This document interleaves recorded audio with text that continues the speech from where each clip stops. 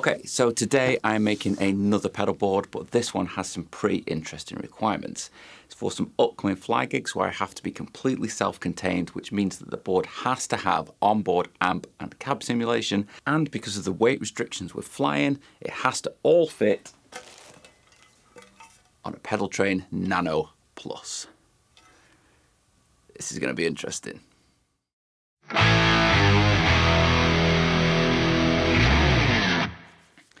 What is up, guys? My name is Ben Hartwell. Thanks for checking out the channel. If it's your first time here, or even if it's not, please consider smashing that subscribe button. It really does help out the channel. So coming up pretty soon, I have a bunch of fly gigs that I can't really talk about yet. All I can say is they are on ship and they are in the Caribbean. And for those gigs, I need to build a new pedal board. Now, because of some of the other gear that's going to be traveling with us, I need to get my guitar rig down as small as possible. I've already kind of worked out what I need to do using Pedalboard Playground. If you guys haven't used that website yet, I'll put links in the description below. Go check it out. It's a really cool way of designing pedal boards and working out spacing and things like that. Can't recommend it highly enough. And I think I've kind of worked out that I can get everything that I need on a Pedaltrain Nano Plus. But whether it's actually going to work and get me all the sounds that I need, well, we're just going to have to try. So I've got an idea of what I'm going to build and what I'm going to take. I'm going to base the whole board around the HX Stomp.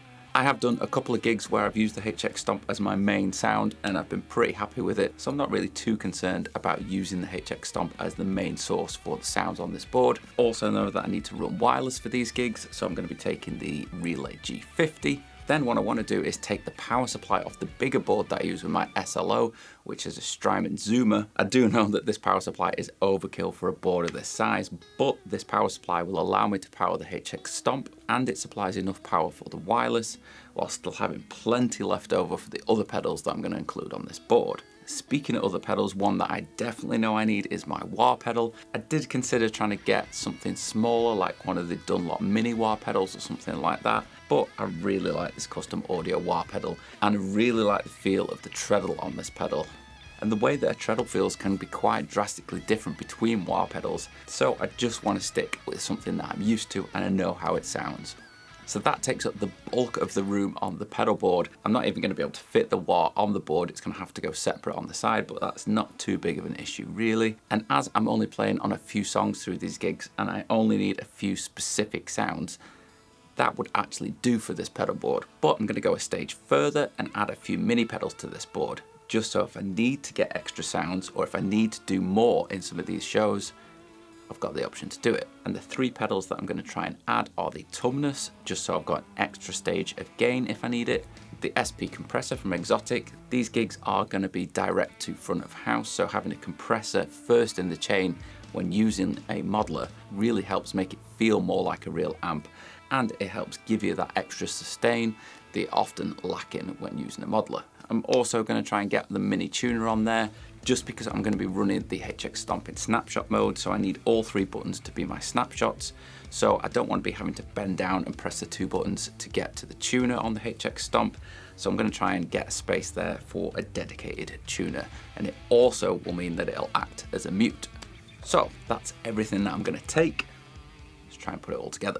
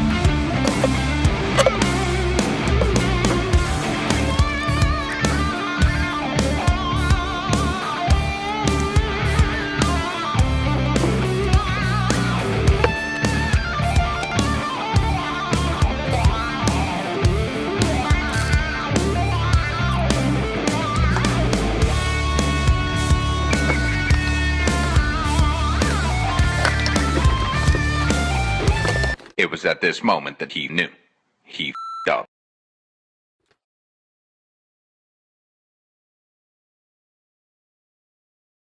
Okay, Unfortunately, I can't build the board the way that I was originally going to do it, which was going to be with the zoomer actually on the board and then these 3 pedals actually sitting on top of the zoomer. But what I hadn't accounted for is how much height that would actually add to the board.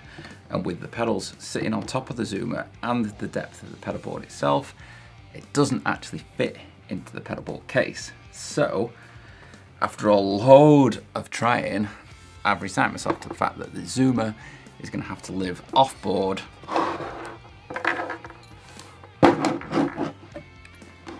just so I can get everything else on and be able to get my foot to all the pedals that I need. Not ideal, but not a deal breaker. This will still fit into one of the cases, into my gig bag, or maybe even to the pocket of the case that the Nano goes into itself. So with that decision made, that actually frees up quite a lot of space on the board, so I can space things out a bit easier and I can start wiring.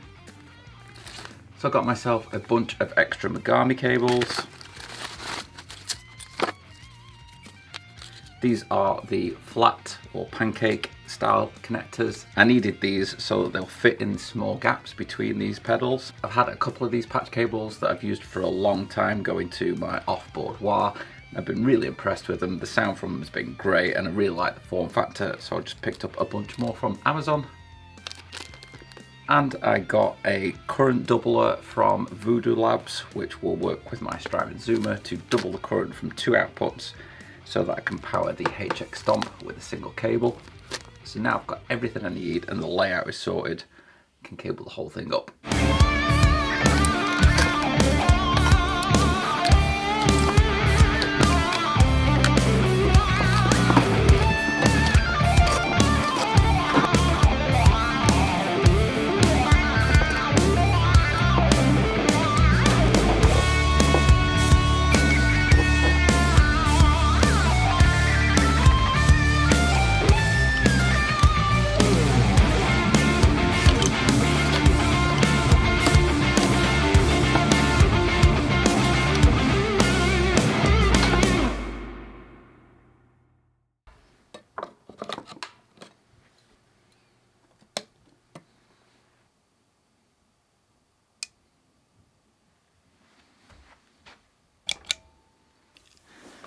Okay, so the board is finished.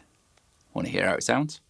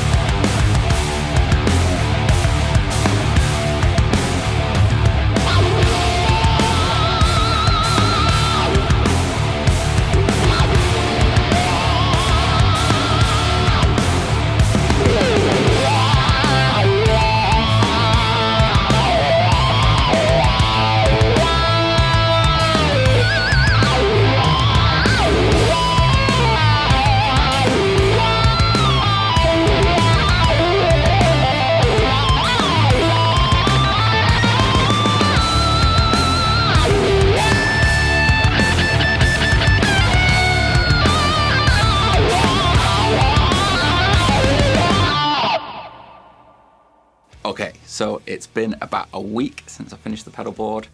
I've already done a couple of gigs with it and it's performed really well. So let me run you through the board. As you can see, I didn't manage to fit everything on the board. I think I was being a little bit optimistic thinking that I would get the power supply and all these pedals onto this small board.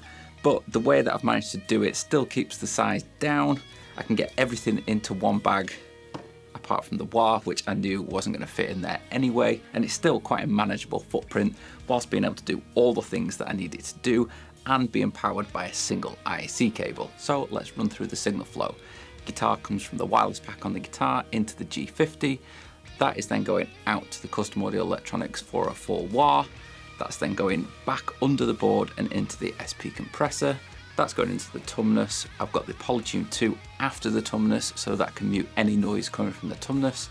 That's then going into the HX Stomp, and HX Stomp is coming out stereo to front of house. And the entire thing is powered off the zoomer. So these two outputs are being doubled via the Voodoo Labs doubler cable to provide enough power to power the HX Stomp. Each one of the outlets on the Zoomer provides 500 milliamps of power, so any of those have got enough power to power the wireless, which does need quite a bit of power, and the other 4 pedals don't really need a lot of power, so powering them is no problem, but it does mean that every single pedal has got its own outlet. Nothing is sharing an outlet, and there's no daisy chaining, just to try and keep the noise as minimal as possible. All the cabling is Megami cable with the Eminence pancake connectors, including the longer one that goes under the board and back into the SP compressor. So the main reason that I had to build this entire board around the HX Stomp is for these few shows I'm playing to track, and the tracks that I'm playing to aren't 100% in tune, which means that I'm using a pitch block in the HX Stomp to adjust the pitch of the guitar signal going to front of house by tiny amounts,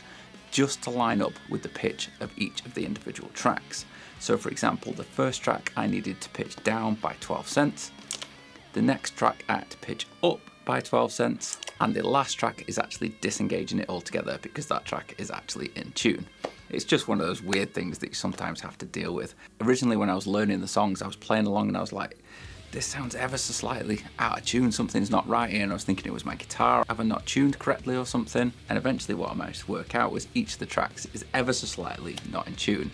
So the only way I can actually do this gig and get things to sound right is to use a pitch block. And it kind of works out quite nice because I'm only playing it on 4 tracks and I need 3 different tunings. The HX Stomp has got 3 buttons, so each one of those buttons is activating a snapshot within the HX Stomp that adjusts that pitch block to whatever tuning is that I need. As for the other blocks that are in this patch, it's all built around the SLO lead OD amp, which is the overdrive channel on an SLO. Some of you guys know by now how much I love that amp. I even built one of my own. That's going into a Marshall 1960A hand-wired cab. This is an IR from 3 Sigma Audio. I've then got a script mod phaser, which is activated on the first snapshot only. That's then going into an LA Studio compressor, just to help level things out and keep my signal nice and even. I've then got a noise gate after all my gain stages, and it's just on the edge of taking the noise away. I don't like having noise gates that are chopping in all the time and trying to get rid of the noise all the time. It's just when I stop playing and I've rolled my guitar volume off, any residual noise is then getting cut. So even if I do hit my tuner and I'm muting everything before that, so the tumness, the compressor, and any noise coming from the guitar, any noise that's coming from the amp or anything in the HX Stomp is still going to come through front of house. So that noise gate is just there just to take care of that bit of noise. I'm then using the vintage stereo delay and the dynamic plate just to give me loads of ambience. This is quite a wet patch, but for the kind of gigs that this is built for, this is exactly what I need. So there you go, my new mini pedal board built specifically for some upcoming flight gigs. I'm really happy with how this turned out. I would like to get it smaller, but this is kind of everything that I need to get through these gigs. The only way that I could really get it smaller would be to go down to a smaller power supply, which is possible. There are some power supplies out there that would still power this whole board and will probably fit underneath the pedal train. Things like the Chox power supply, but I wanted to work with what I had and not have to buy a brand new power supply just for this mini pedal board. So having the Zoomer off board isn't really too big of a deal, as it powers the whole thing just with the single cable. So the next things that I need to do are just to tweak the preset a little bit, make sure that I've got all the sounds in there that I need to get through these shows. I'll probably build in a couple more patches as well, just to build in some extra sounds, just in case I have to do any more material in these gigs that's not covered by the first patch. But I can kind of get through anything that I need to do with this rig. And the HX Stomp is so versatile that if I did need something extra, I can just dial it in there and then. So there you go guys, I hope you enjoyed this video, I hope you liked it. If you did, give it a thumbs up below. If you want to watch another video on my channel, you can do it just here. And don't forget to subscribe, you can do it right there. See you in the next one.